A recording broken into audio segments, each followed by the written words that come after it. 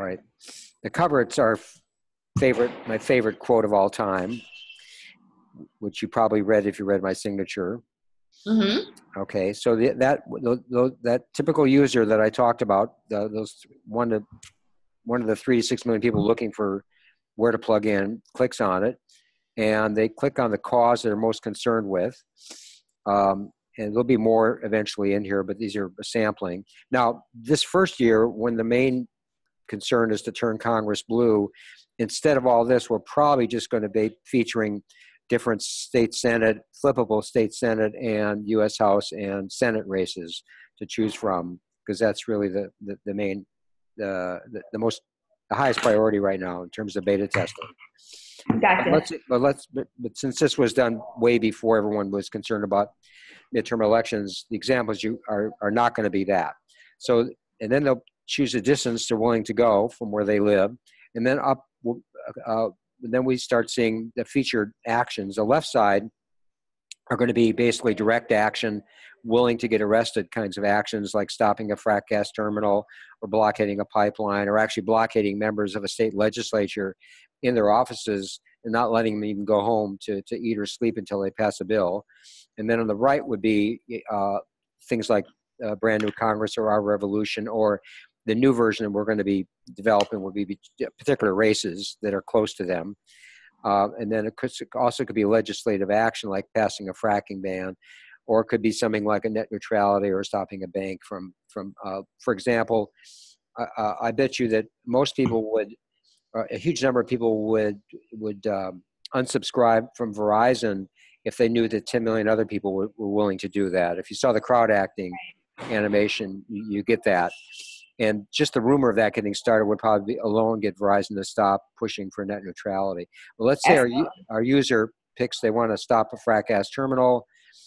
And so the first thing they're going to see is a video of someone that's been willing to risk arrest. It's the highest priority role will be resistors, people willing to risk arrest. So they're going to see a video, and the purpose of the video is to basically communicate to people's hearts the existential moral reason why you do this, irregardless of how many other people are willing to join you, irregardless of whether you're going to win or not.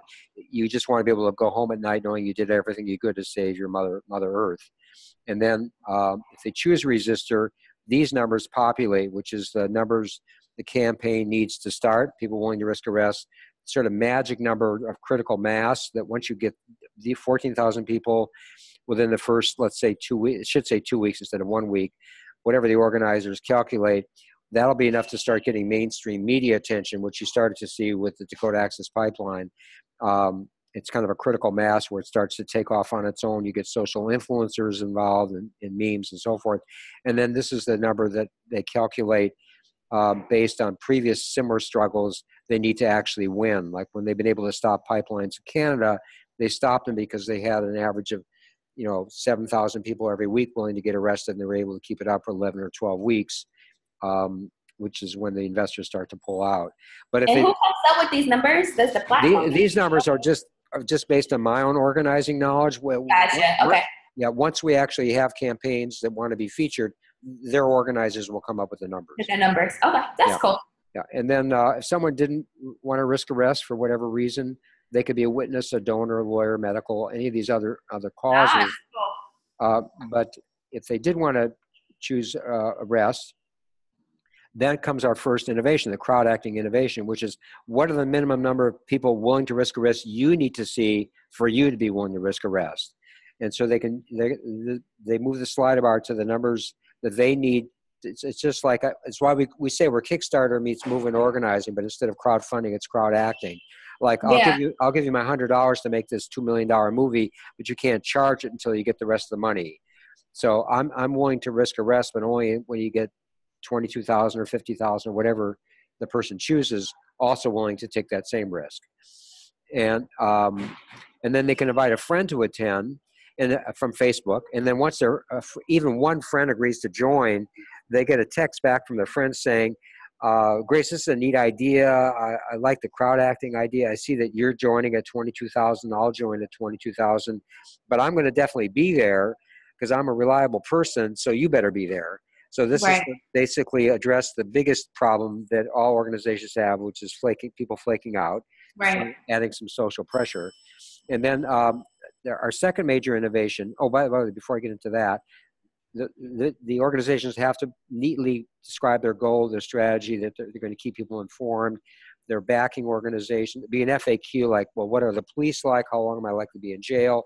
Do you pay the bail? Do I pay bail? Do I have to come back? And so forth. And in case of fossil fuel resistance, as you probably know, these organizations are usually infiltrated by the fossil fuel industry. So people are very paranoid about their user information. So when they come to the email and mobile number request and they click on privacy policy, we have a very robust system. One is we tell them we're not even going to keep their ID. We're going to be a pass-through. Number two, you can right now sign up for a Proton Mail account, which is based in a Swiss-owned server whose business model is not to cooperate with U.S. agencies. And give yourself a Proton Mail email account. And then lastly, we're not going to work with any organizations that, unless they have their servers based in either Swedish or Swiss-owned entities that have that same, we're not going to cooperate with U.S. agency policies. And people I've talked to in fossil fuel resistance feel that's like Climate Disobedience Center, that one of our advisors thinks that's quite a robust system. And then, but let's say someone didn't want to do any of these things, most of which are sort of are extrovert type roles, or the roles requiring a specialist. They can click on the other ways. Now, the other ways is our second major innovation, which is to create a lot more reward and appreciation for people that are willing to do the heavy lifting. So, okay, I'm not willing to risk arrest, but I'll take that person out to dinner because I live nearby. Or I'm going to send the campaign $20 to take them out to dinner or buy them whatever book they want to buy. Or if they're actually working with you for a whole week and they're getting arrested more than once or twice, I'll give them free housing when they come back. Or I'll give them a free hour or two of my professional service as a doctor, lawyer, plumber, carpenter, or whatever. And then the more this gets out, the more creative the rewards can be. Like, if you're single, I'm a great matchmaker. I'll introduce you to 5 people of the opposite sex, you know, that kind of thing for free. I like that. So, so then the next step is the final checkout, which is, are you going to need transportation? If so, from where? Can you provide transportation? If so, from where? Have you had CD training? And then this is where hustle would come in. Is, would you like to be connected with other people within your zip code who have a similar level of motivation as we've been able to determine from that slider bar? And then we're going to add another box underneath that, which says, also, would you like to share 3 or 4 of your favorite hobbies or interests, like dancing or kayaking or collecting insects or whatever it is? So then the organization can then text them back saying, hustle, and say, well, there's 5 or 10 other people in your neighborhood at a similar level of motivation, but 3 of them also love to go square dancing or love to collect insects or dance or sing in a choir or whatever.